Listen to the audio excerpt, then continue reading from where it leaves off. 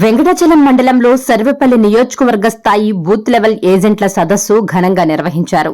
చెముడుగుంటలోని శ్రీట్స్ function హాల్లో జరిగిన ఈ అవగాహన కార్యక్రమానికి సర్వేపల్లి శాసనసభ్యులు సోమిరెడ్డి చంద్రమోహన్ రెడ్డి ముఖ్య అతిథిగా హాజరయ్యారు. రానున్న స్థానిక సంస్థల ఎన్నికలను పురస్కరించుకుని ఓటర్ల జాబితా సవరణపై బూత్ లెవెల్ ఏజెంట్లకు ఆయన దిశానిర్దేశం చేశారు. ఈ సందర్భంగా ఎమ్మెల్యే సోమిరెడ్డి మాట్లాడుతూ జూన్ 15వ తేదీ నుండి జూలై 14వ తేదీ వరకు సమగ్ర ఓటు సవరణ ప్రక్రియ జరగనుందని తెలిపారు. ఈ గడువులోగా అర్హులైన ప్రతి ఒక్కరూ ఓటు హక్కు కల్పించేలా బూత్ లెవెల్ ఏజెంట్లు బాధ్యతగా పనిచేయాలని పిలుపునిచ్చారు. కొత్త ఓటర్ల నమోదు, అడ్రస్ మార్పులు, ఓటర్ల జాబితాలో తప్పుల సవరణలపై ఏజెంట్లకు ఆయన దిశానిర్దేశం చేశారు. స్థానిక సంస్థల ఎన్నికల్లో ఓటర్ల జాబితా అత్యంత కీలకమైందని, క్షేత్రస్థాయిలో ఏజెంట్లు అప్రమత్తంగా ఉంటూ ఓట్లు నమోదు ప్రక్రియను విజయవంతంగా చేయాలని సోమిరెడ్డి స్పష్టం చేశారు. ఇప్పుడు ఓటర్ల రివిజన్ ప్రక్రియ సర్ కార్యక్రమం, స్పెషల్ ఇంటెన్సివ్ రివిజన్ కార్యక్రమం జరుగుతుంది. సో దానికి ఏంటంటే మన బిఎల్ఏల్ని బిఎల్ వాళ్ళతో అటాచ్ చేసి అది పూర్తయ్యేంత వరకు ప్రత్యేక శ్రద్ధ తీసుకోవాలని ఈరోజు ఒక మీటింగ్ పెట్టాం. ఇక్కడ ఇచ్చిన షెడ్యూల్ ఏంటంటే బిఎల్ఓస్ ఇంటింటికి తిరిగి జూన్ 15 నుంచి 14వ తేదీ వరకు, జూలై 14 వరకు, జూన్ 15 నుంచి జూలై 14 వరకు ఇంటింటికి బిఎల్ఓస్ తిరుగుతారు. జూలై 14 పోలింగ్ స్టేషన్ల పోలింగ్ స్టేషన్ల పునర్వ్యవస్థీకరణ, తర్వాత జూలై 21కి ముసాయిదా ఓటర్ జాబితా ప్రచురిస్తారు. అంటే జూన్ 15 నుంచి జూలై 14 వరకు ఇంటింటికి సేకరించిన ఓటర్ లిస్టుని జూలై 21 ప్రచురిస్తారు ముసాయిదా. ఆ క్లెయిమ్స్ అండ్ అభ్యంతరాలు జూలై 21 నుంచి ఆగస్ట్ 20 వరకు అభ్యంతరాలు టైం ఇస్తారు. నోటీసుల దశ, క్లెయిమ్స్, అభ్యంతరాలు జూలై 21కి అవకాశం ఇస్తారు. పరిష్కారం సెప్టెంబర్ 18కి పరిష్కారం చేస్తారు.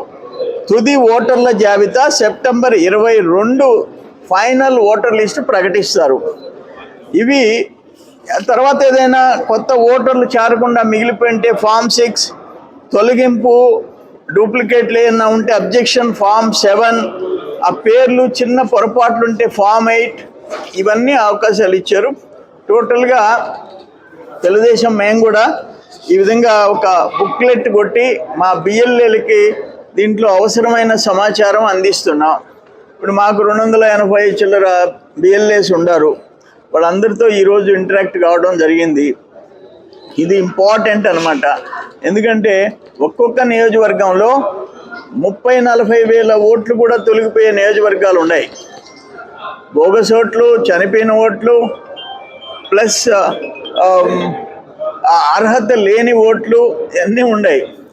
వాట్ ఎవర్ వాళ్ళు ఇచ్చిన డైరెక్షన్ ఏంటంటే 2002లో ఓటర్ లిస్టులో ఉంటే తర్వాత వచ్చిన పిలకాలి అన్నీ తల్లిదండ్రుల పేరుతో వాళ్ళు అక్కడ తల్లిదండ్రులు ఉంటారు 2002లో, అవన్నీ మ్యాపింగ్ అయిపోతాయి. అక్కడ లేనివి ఉంటే అన్మ్యాపింగ్లోకి వస్తాయి. దాంట్లో ఇప్పుడు దాదాపు 56% మ్యాపింగ్ 2002తో మ్యాపింగ్ జరిగిపోయినాయి మన కాన్స్టిట్యున్సీలో.